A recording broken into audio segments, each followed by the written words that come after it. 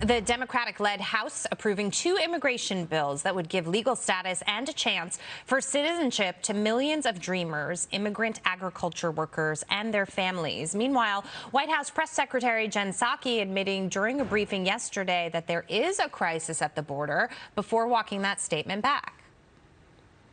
That they would be partners in dealing with the crisis on the border. You said crisis on the border. Was that a challenges on the border? Okay, but so that doesn't reflect any change in the administration's view of things. Nope. Joining me now, Arizona Congresswoman, House Judiciary Committee and House Homeland Security Committee member Debbie Lesko. Congresswoman, good morning to you. Wonderful to see you. It's great to see you, too. Let's talk about the bills that were passed in the House and what you think the chances are that they'll move forward in the Senate. Well, you know, time will tell on that. In fact, Kirsten Sinema, the Arizona senator, holds the key to that if they're going to get rid of the 60-vote filibuster rule. So we'll see.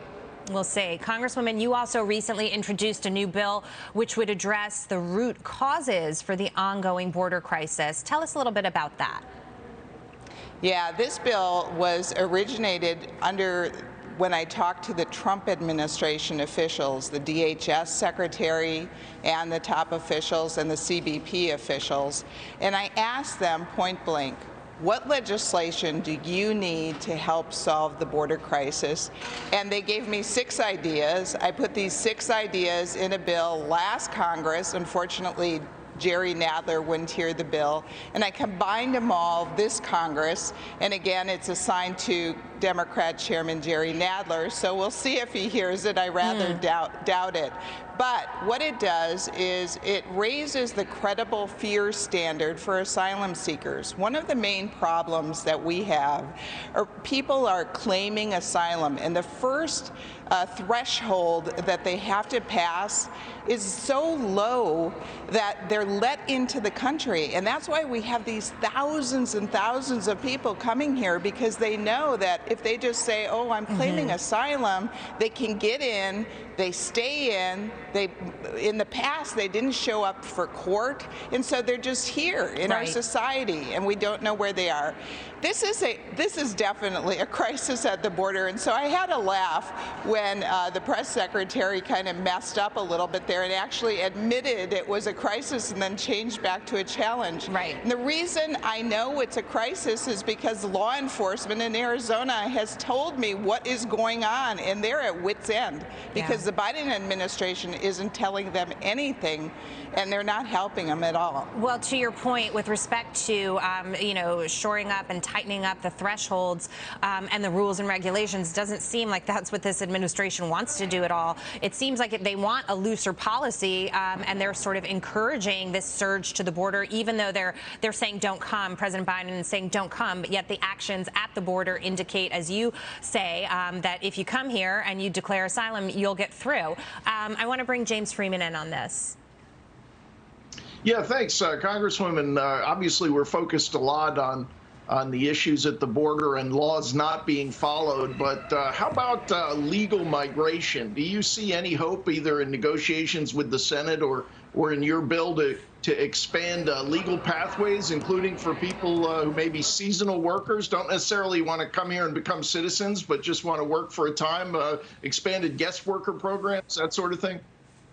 It sure would be nice if we could get some bipartisan work done, but quite frankly, I have very little hope that Nancy Pelosi is going to allow any bipartisanship.